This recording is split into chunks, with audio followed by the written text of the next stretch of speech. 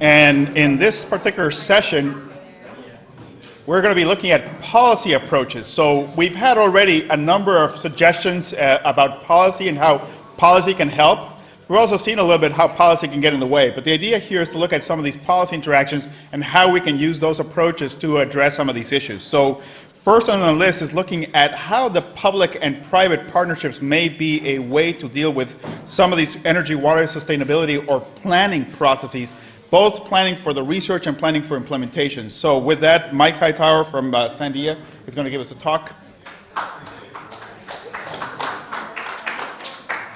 You guys don't have to clap until after you hear me. So let's see real quickly. Bob Goldstein and I are going to give this together.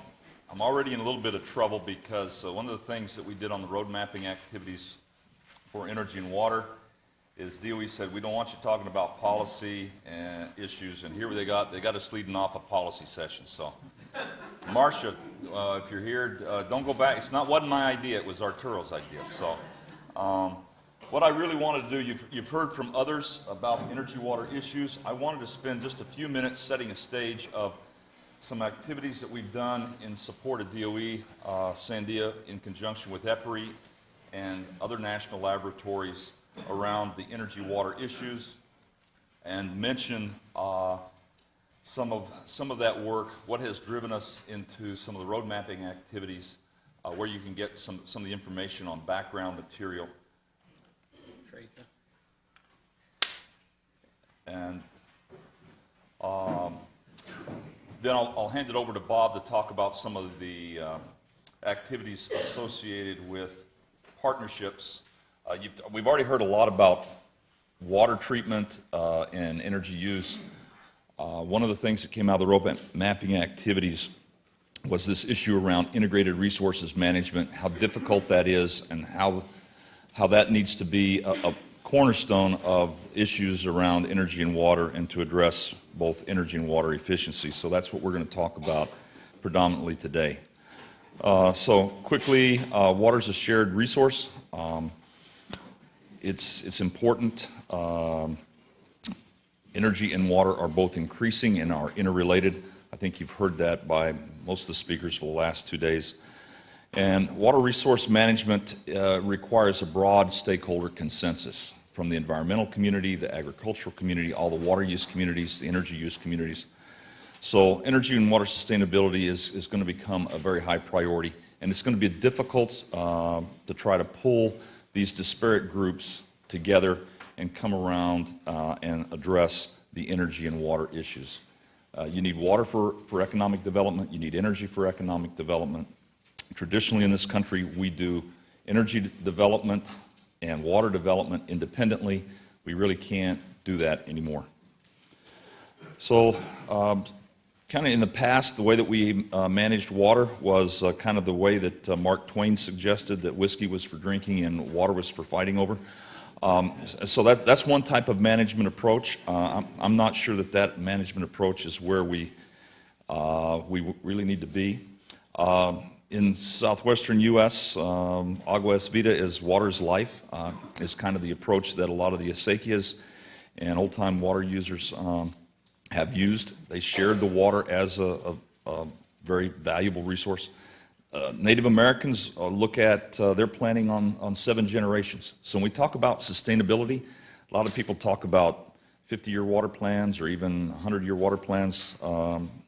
Maybe we ought to be looking at 7 generations or 150 to 200 years when we start looking at natural resources planning and sustainability. We have multiple stakeholders that we have to include. The other issue is energy export is water export. And you're going to see that, I think, more and more often where states are looking at, we want to import energy. When you're importing energy, you're also importing water. I think there's going to be down the road resistance to exporting energy from other regions of the country because it is exporting water. You've seen this presented several different ways about the connection between water for energy and energy for water. I think most of the other speakers have talked about either one side or the other of this, but we use a lot of water for energy development. We use a lot of energy for water pumping, conveyance, and transportation. This is some work from USGS, Susan Hudson. She's sitting back there in the back. Hopefully I took your stuff, Susan, and I changed some of the colors, but hopefully it looks good to you. Susan's with USGS and does a lot of the water resources withdrawal and consumption data for the U.S. But what you can see here is that if you look at energy, energy really requires about 50% of all the water withdrawn on a daily basis in the United States. That includes both fresh water and saline water, so it is a major water user, as others have said. One of the things that we see happening, though, and has misled some people, I think, if you look at total freshwater use in the United States, it's actually been fairly constant since the 1980s. Some of that's with conservation, some of it's the fact that industry is using less water, but a lot of it is because of two things. One, we're at the maximum reservoir capacity in the United States. We haven't built any new dams since 1980. We're really at the limit of our freshwater resources from a surface water supply, based upon a top left-hand corner there, a 2% deficiency rate, which is a 50-year cycle. If you look at groundwater, one of the reasons I think that groundwater withdrawals are reducing is the fact that you're seeing major impacts on drawdown from major aquifers around the country due to overdrafting from the 1970s and 1980s. And so we're seeing reductions in groundwater use. We're seeing a limit on freshwater, surface water availability. We're already seeing, these are some examples, I think Tom Feely had a couple of examples in the West, but these are things that we as a group of national labs were looking at a few years ago. These are facilities around the country that have already been impacted by water availability on either power plants or biofuels plants. And so in the West, you see that there are places in the West that permits for energy plants have been denied because of lack of water. But look at the places that other parts of the country where they've also been denied permits. The Southeast, the Northeast, and even the Midwest. Places like Iowa and Minnesota that we always think have a lot of water. Georgia, Mississippi, South Carolina, that a lot of people think that they don't have a water supply problem. But there are issues with water availability for energy development. Here's a presentation from Bob, and it's from, I pulled it out of some stuff that Bob had in there. This is what you see from France. Here's a normal August, the reservoir, and look at it in August of 2003.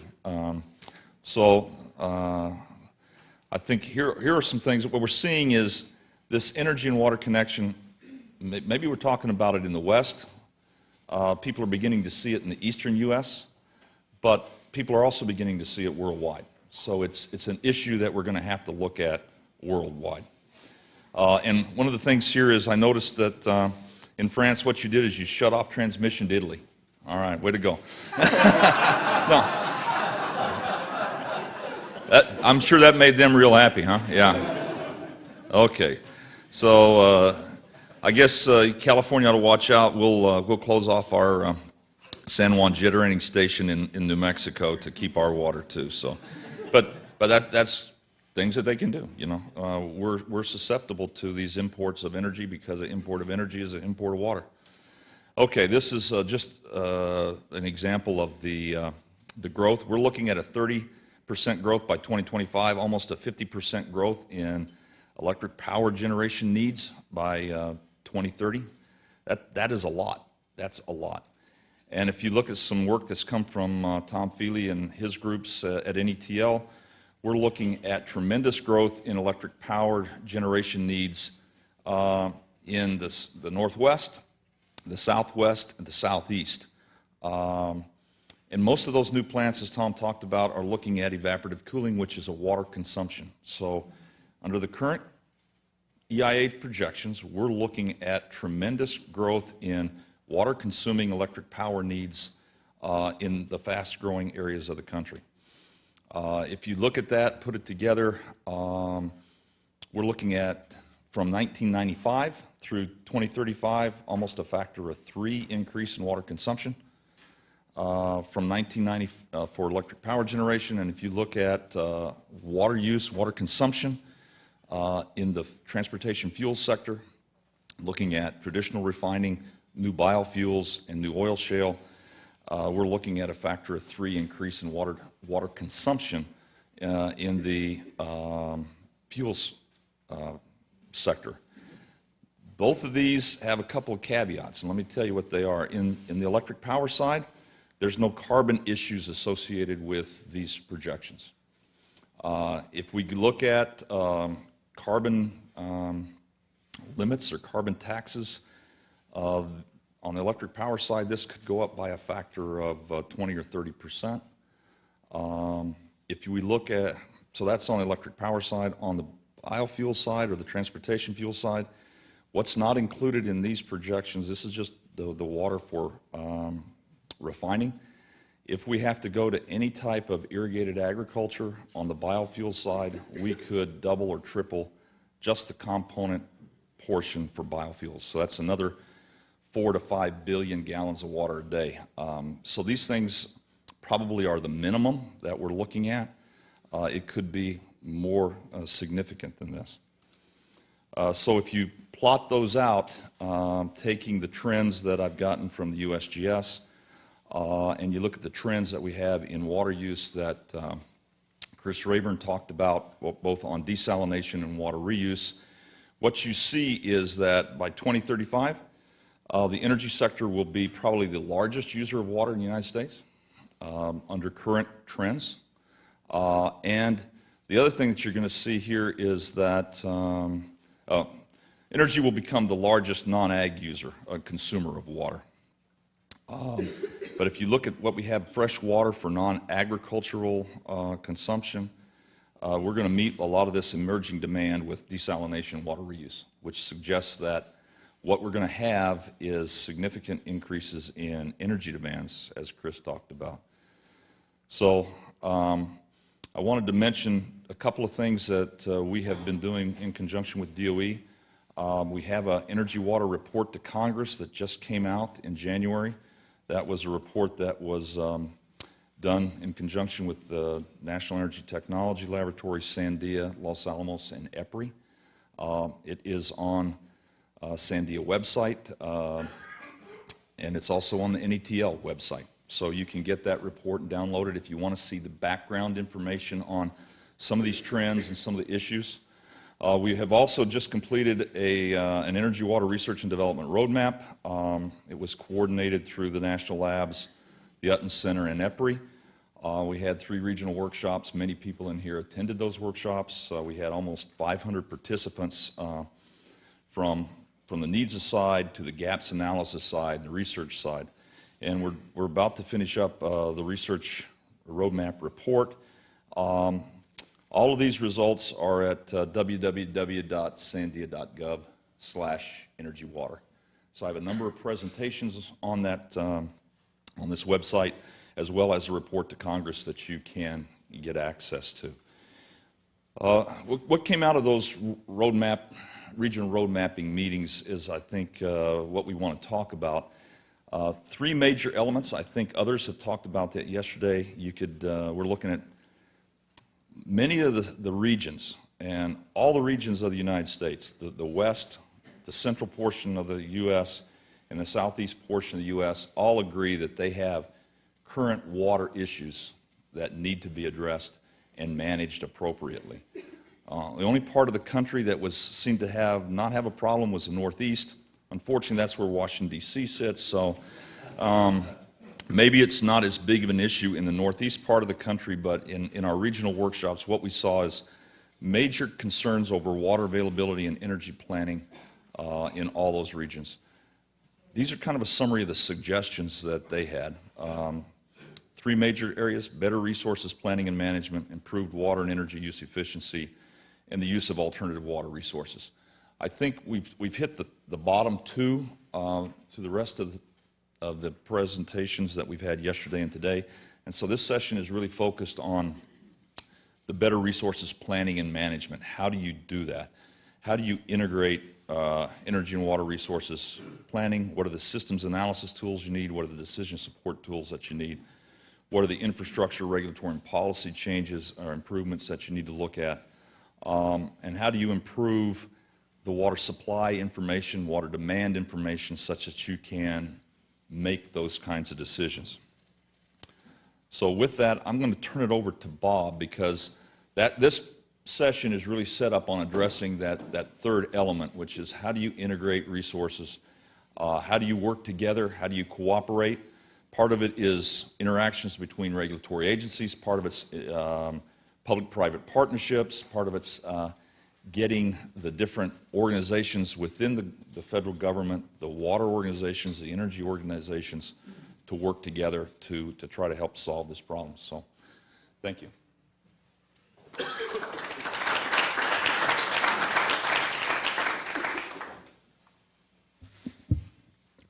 Mike and I never had an argument until we had to put together this presentation. I wanted him to give the whole presentation, and he wanted me to give it. And so we wound up with this compromise. Yogi Berra said, and you remember Yogi, if you don't know where you're going, it's likely you won't get there. Yogi was a deep philosopher. On the other hand, there was that frustrated stand-up comedian, Einstein, who said, I never worry about the future, it comes soon enough.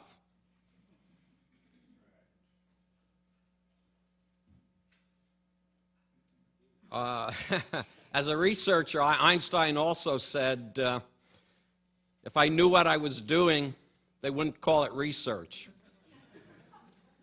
I think I showed this slide yesterday, but I think there was a bullet that wasn't on yesterday's slide, and it's an important one, that I don't think business as usual will support sustainability. A lot of the approaches that we've spoken about during this meeting so far, I think are sort of band-aids with respect to business as usual. I think with electricity, ultimately we're going to have to change the entire infrastructure, both its organization and how it operates. I think the key to that is developing, and this goes back to Commissioner Giesman's presentation at the beginning of the meeting, is developing reliable, cheap, large storage.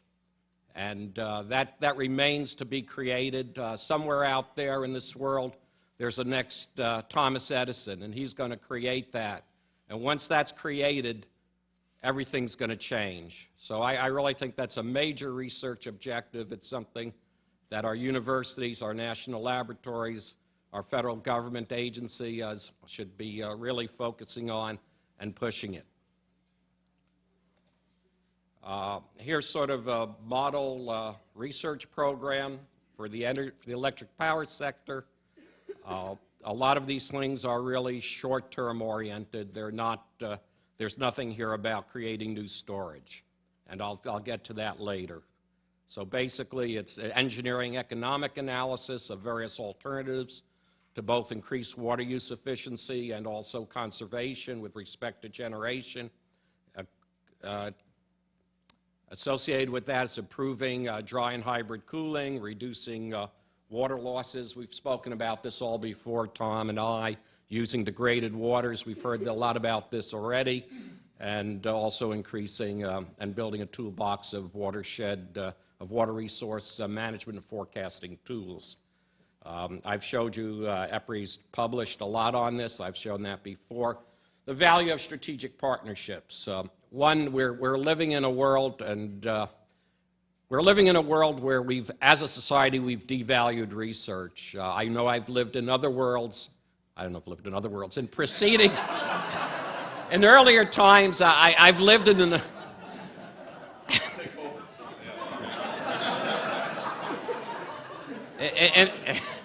In earlier times, I've lived in an environment where there was a lot more monies and resources available to support research. Right now, it's very tight, and it'll eventually turn at some time, but I don't see that turning point coming in the very near future. So in order to overcome these limitations, one way is for different research organizations to pool their resources and develop strategic alliances, and from those strategic alliances to develop cooperative, collaborative research programs. Another reason to do strategic partnerships in this area is because water is a shared phenomenon. It involves a lot of different stakeholders. We have the interest of the water supply industry, the electric power industry, the agriculture industry, the waste treatment industry. We all have a common stake in making our water resources last longer and increasing their availability and meeting the demands, and I think there's a real value for us in working together on those issues.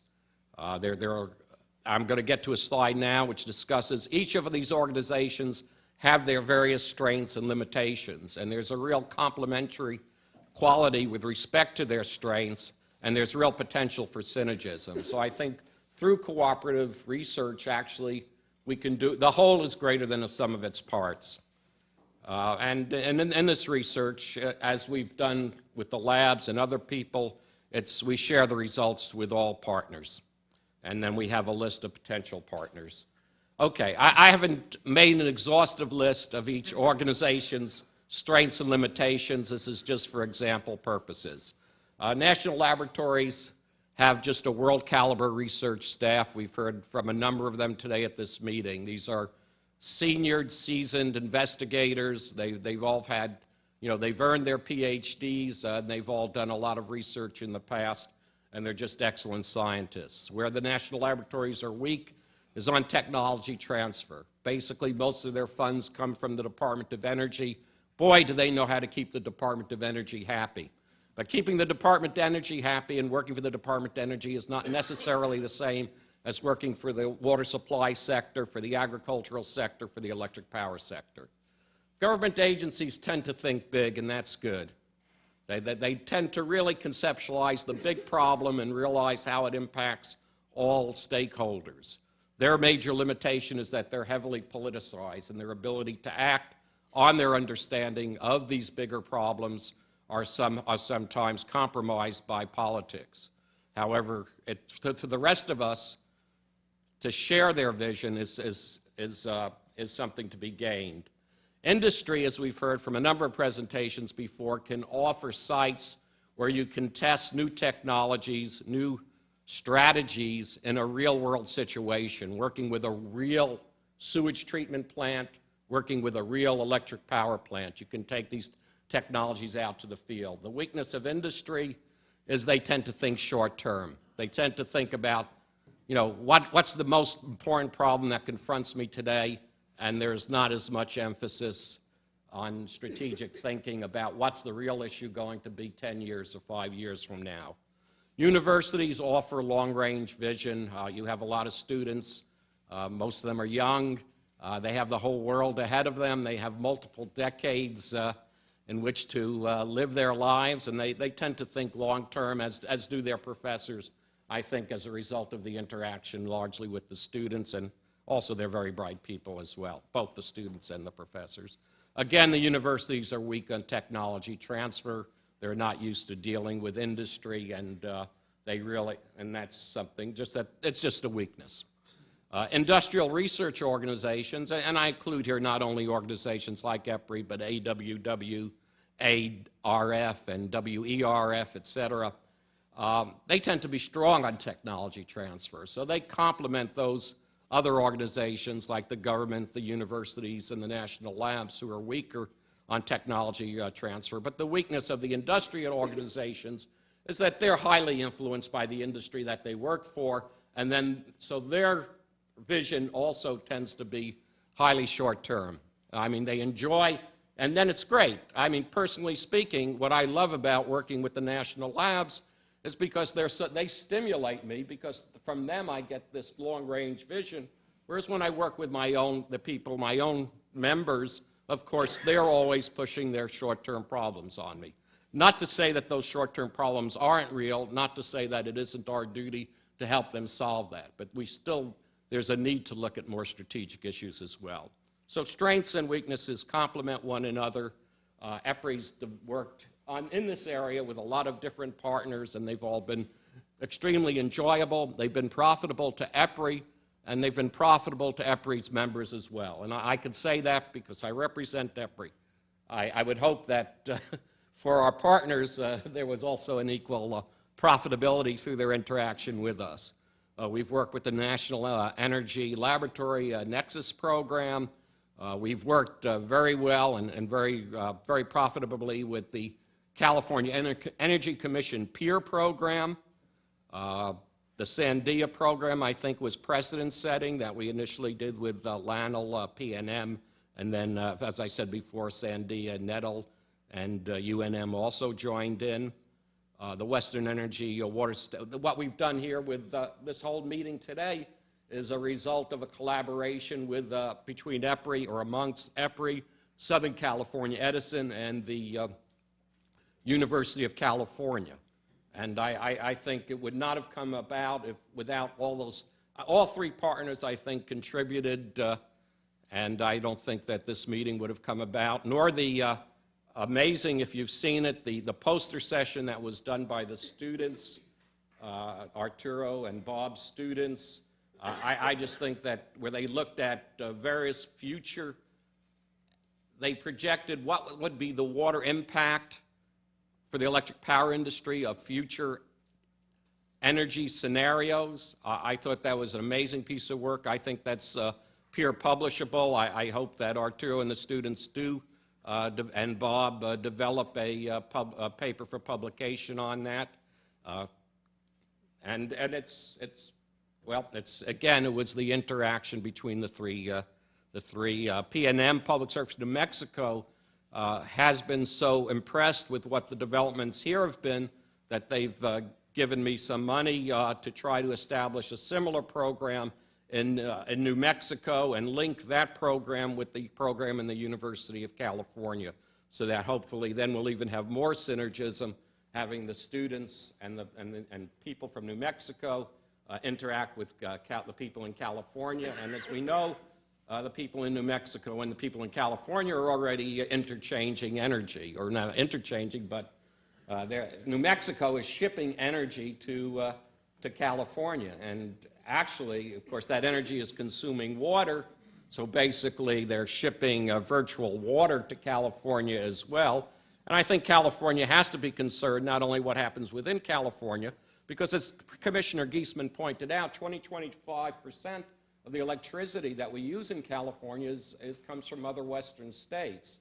And therefore, it really becomes not only a concern about what water sustainability is in the state of California, but what water sustainability is throughout the entire Southwest and also Northwest region as we get electricity from the Northwest as well.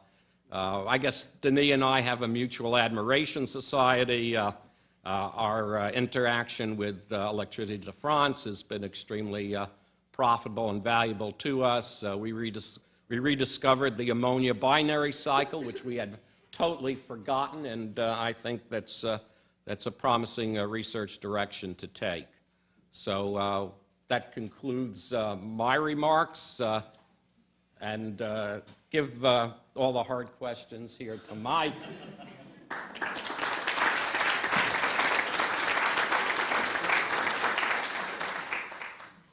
Questions?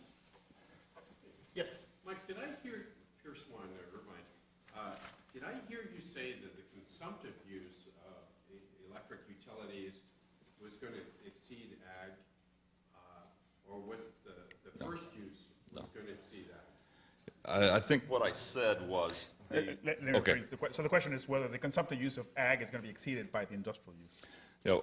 no, what I was saying was the non-agricultural consumption. Energy would be the largest non-agricultural consumption. It's above domestic, it's above industry. Okay. Other questions? Yes. Bon. Mike, and when you look ahead at future energy consumption, in your models already, are you planning to in the future include some kind of demand elasticity factor? Because we know energy prices are going to be rising, and that'll have some feedback on the projected changes in consumption. So the question is whether demand elasticity has been included in some of these models that they're looking at. Or is it the process of being included? Or is the process being included?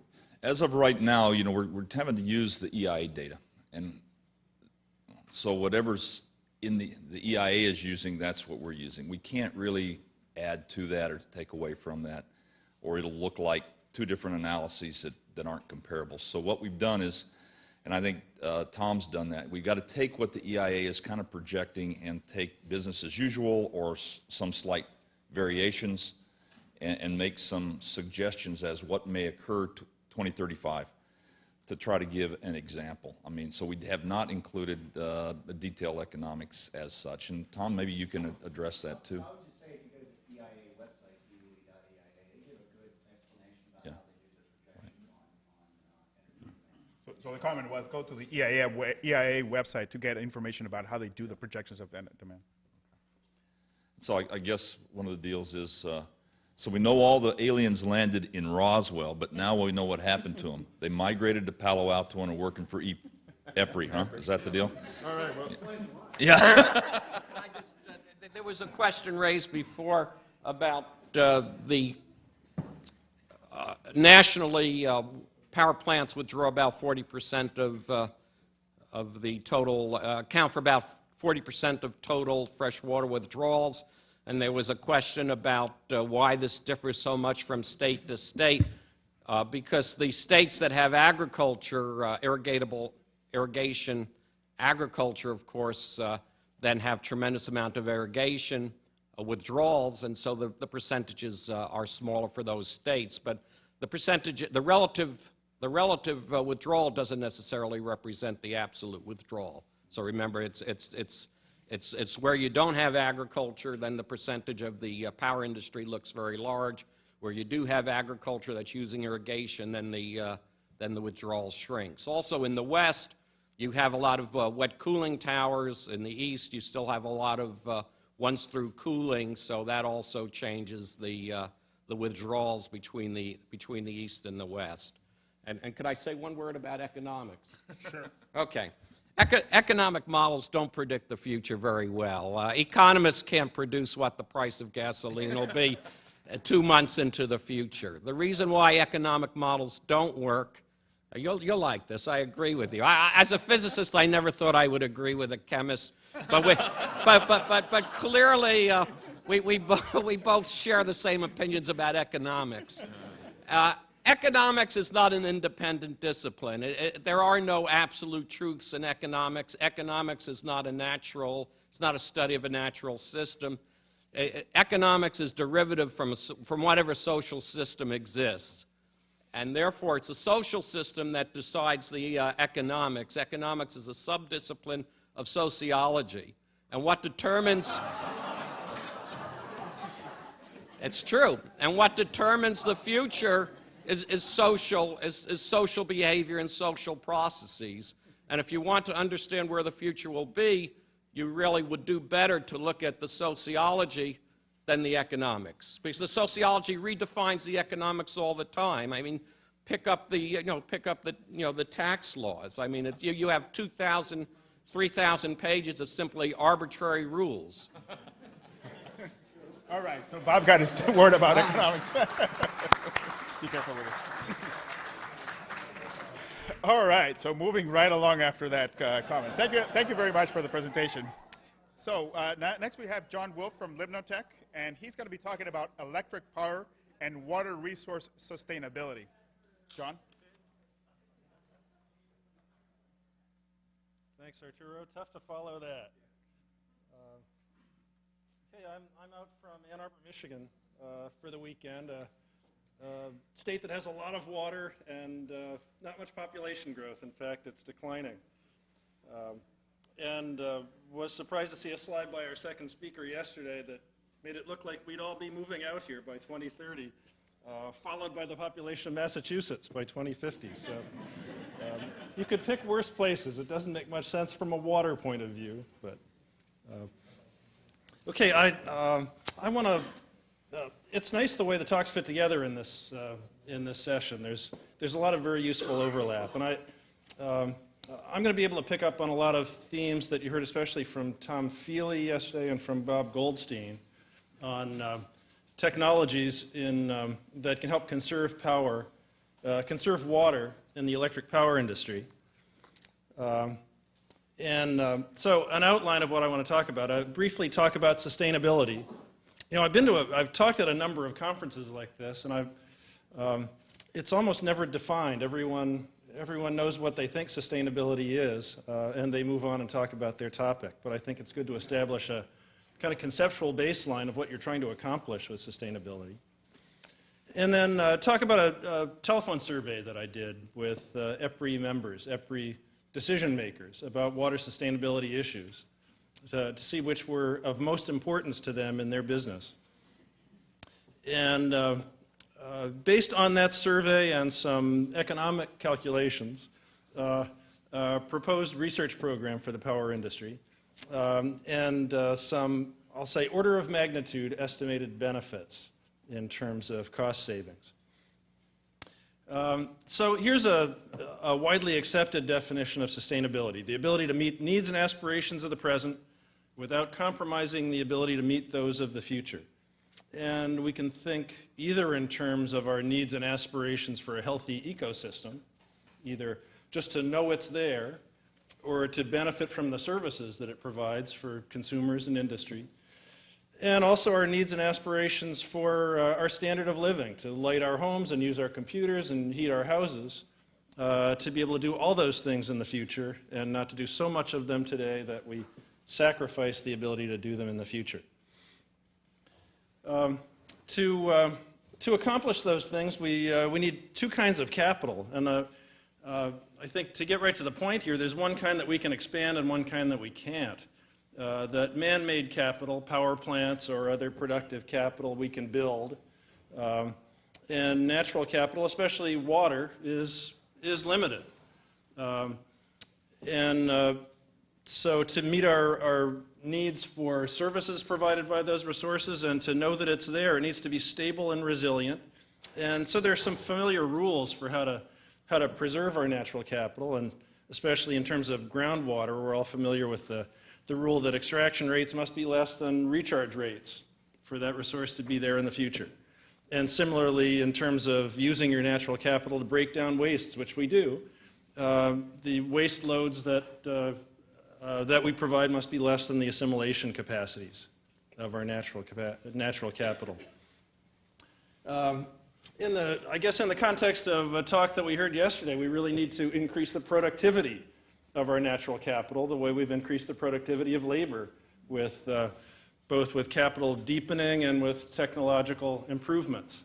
But the key in this area is to improve the technologies of our man-made capital, to invest as we build our new power plants, to build them better so they use less of our natural resources. And to show that it can be done, I think this is a fact that's been shown several other ways by other speakers. In terms of water withdrawal, our water withdrawal efficiency has actually greatly improved since the 1950s.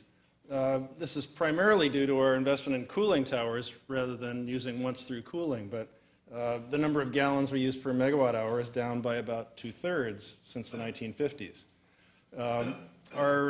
It's also been pointed out that we need to look at consumptive uses, and our consumptive uses of water are increasing as we use more cooling towers and less once-through cooling, and that's of greatest concern where water is scarcest. So the problem hasn't gone away, but technology has had benefits in the past. That's the point of this slide. Okay, I'm really reporting on a project that we did for EPRI. Worked closely with Bob Goldstein. Bob helped set me up with people to interview in the electric power industry. The objective is to support the development of water sustainability research, of a water sustainability research plan that'll take a national and regional approach, take into account regional differences where appropriate, and to seek partnerships where possible with public agencies. So to conduct the research, we reviewed the activities of the Energy Water Nexus group and other ongoing activities over the past year, conducted interviews last spring and summer, and did a workshop with EPRI members as well.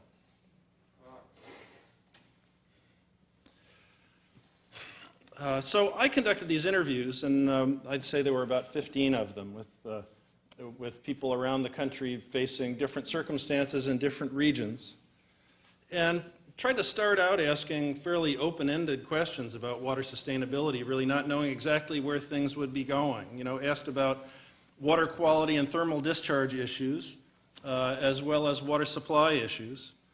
I think the first 2 or 3 bullets here are really about water supply. Is it costing you a lot to get water to cool your plant? Is it limiting in siting new facilities that you can't find enough water? And are water discharge issues limiting on siting new plants?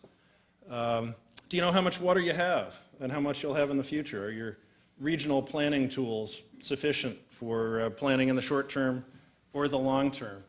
And the point, really, getting toward the end of the interview, you know, what sorts of research could help you given the situation, given your needs, and what are your highest priorities? And so I'll show you some quotes from the interviews that things people cared about. And there's some common themes and important regional differences, and I'll try to highlight some of those. Of course, I can't put all the responses on my slides, but picked out some that are telling. I usually started out asking people about cost, and I'm an economist as well as an engineer, so I think about prices and costs as being incentives that affect behavior. And people usually told me it's more complicated than that. You know, it's not just a commodity that we pay a price for, and especially in the West, you know, where it's a very unusual sort of a market. But that it was nearly always an important cost from an engineering standpoint, that the availability and cost of various aspects of water strongly control the way plants are designed, especially new plants. They strongly affect the engineering, and especially in Sunbelt regions, and where people talk more about availability than cost, that it's especially important when it's not available at any price and you have to do something else. Okay, I put together this schematic to try to distill what I thought people were telling me about the siting process for siting a plant. And the point here is that it's a multi-stage process, and that the very first priority has to do with fuels, that fuels are the biggest cost factor. If you're burning coal, you want to be near the coal, you want to be near the railroad. And once you've got that nailed down, then you think about the water. And I think the example that's foremost in my mind is talking to a company in Utah, where their power plants are located relatively near the coal and near railheads, and there isn't very much water, but they've figured out how to get some there. Again, fuel is the driver, and once you've located fuel and transmission capacity to your market for the power, and you have various water alternatives, then you cost out the different alternatives and you go with the most cost-effective and design the plant accordingly.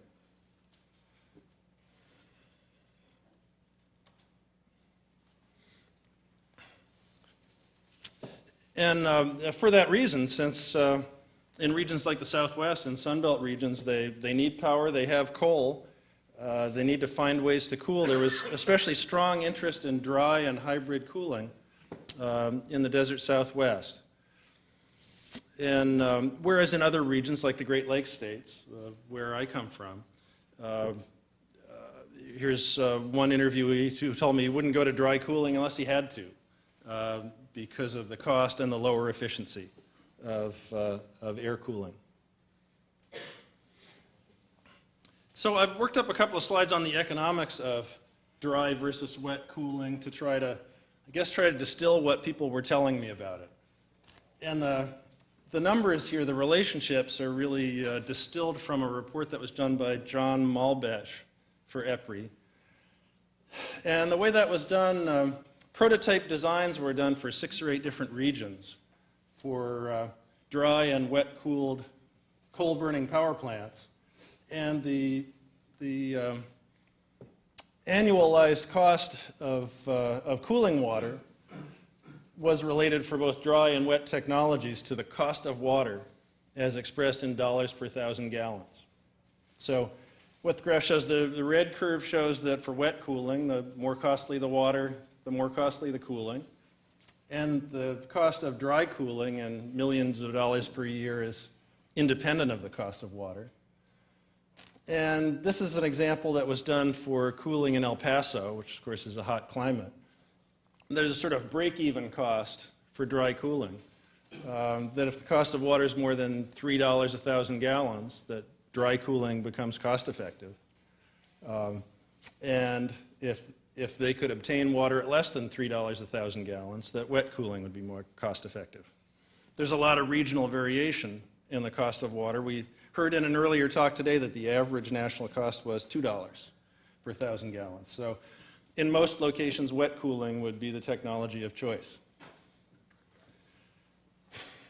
And the reason that it's so costly in a hot place like El Paso is the hot weather penalty that I think Bob talked about yesterday. That air doesn't do a very good job on a hot day of cooling your plant.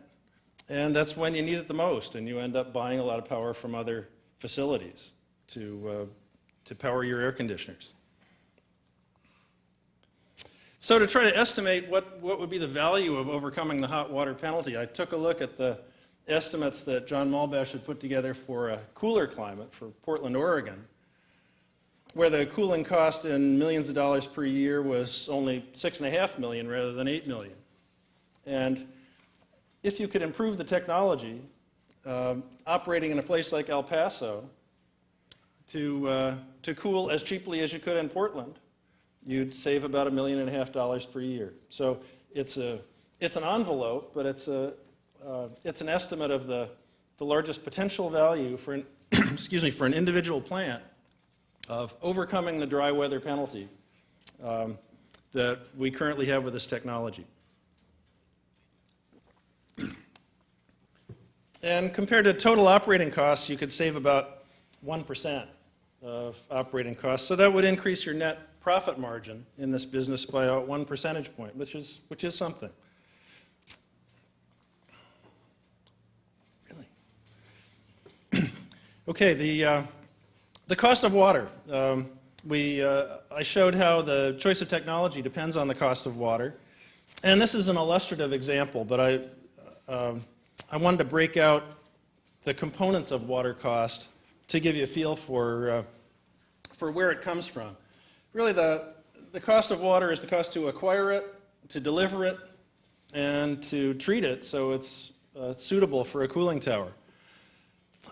This might be an operator in the desert Southwest who has water available from oil and gas operations, but the cost of treating that degraded water sufficiently to go in a cooling tower might by itself be $4 per 1,000 gallons. The greatest cost for groundwater in this location might be to acquire the rights. One point that's been made by a number of speakers is that treated wastewater is often the least expensive available water.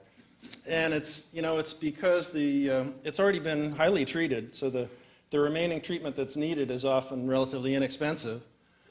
It might be pretty close to where you need it, so delivery costs are low and not much cost to acquire either.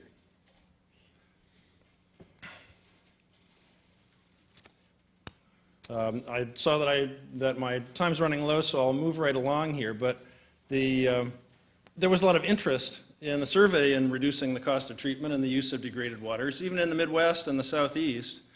And a slide I showed a few minutes ago showed you that the benefits of reducing the cost of water treatment by $1 per 1,000 gallons is comparable for wet weather treatment to eliminating the hot weather penalty. So the same plant could save $1.5 million per year by, again, reducing the cost of treatment by $1 per 1,000 gallons. Effluent from POTWs is a potential low-cost source. There are some problems associated with it that we've heard about in some other talks. Bacteria is one problem. Aerosol bacteria from use in a cooling tower is of concern, and research to see how important or unimportant that problem is would be worthwhile. But I guess the point I want to make about urban wastewater that I haven't heard anybody else make is that it's a sustainable source of water for plants.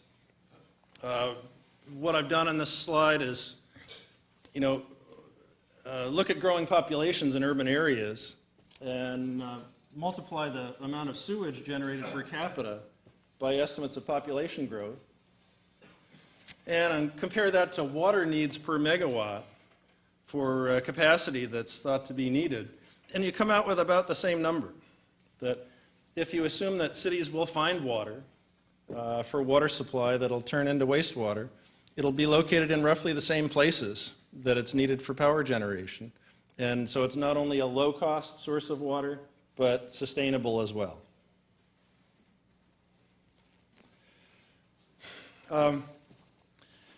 Another area that people in the survey expressed strong interest in reducing water use was capturing evaporative losses and reducing blowdown by increasing the cycles of concentration.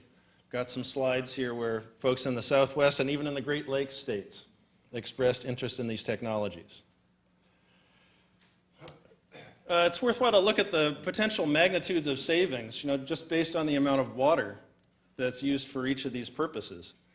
I've got a slide here that looks at kind of an old standard of 4 cycles of concentration for a cooling tower, and the potential, if you increase it to 8, basically if you double the concentrations by doubling cycles of concentration from 4 to 8.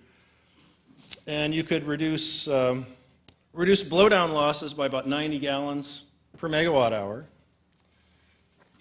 And you can see in this slide that evaporative losses are even much higher than that, about 480 gallons per megawatt hour. So if you can capture just a fraction of evaporative losses, it's kind of the low-hanging fruit. And there's a lot of interest in dry scrubbing and reducing the water that's used in scrubbing of flue gases. The bad news about that is less water is used in scrubbing, so the potential gain from dry scrubbing is the least of the 3. I think this is the last area that I'm listing here that people in the survey showed strong interest in, and that's better regional planning tools to identify and manage their resources.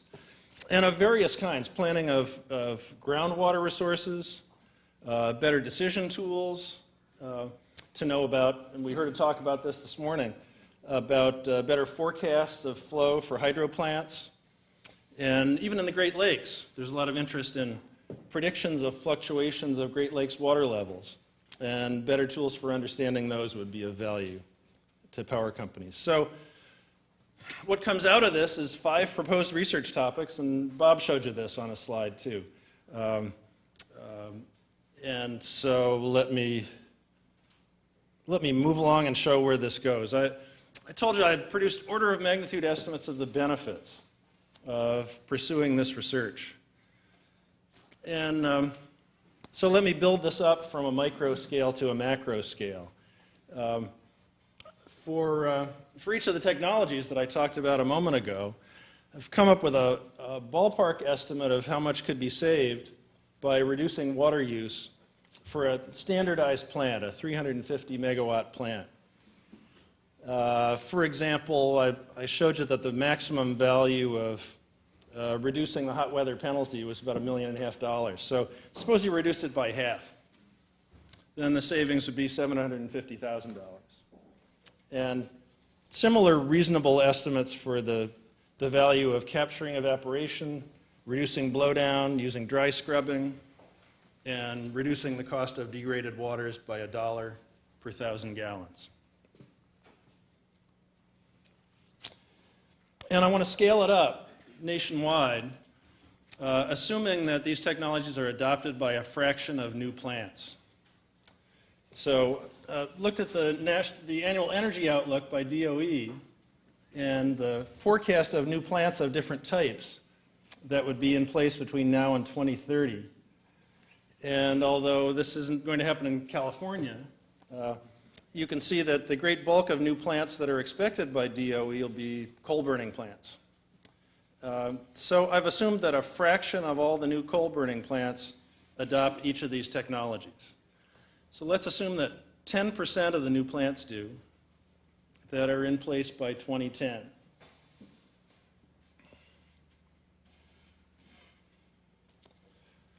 That is 10% adopt dry and hybrid cooling, 10% adopt partial capture of evaporation, 10% adopt reduced blowdown, 10% dry scrubbing, and 10% use degraded waters. And I want to be humble about this. It's obviously just a ballpark order of magnitude estimate, but you see you get very big numbers. By the year 2030, we're up to a cumulative savings of $800 million, and it's discounted too. They're all discounted to the present at a 5% discount rate, so that we're not adding apples and oranges.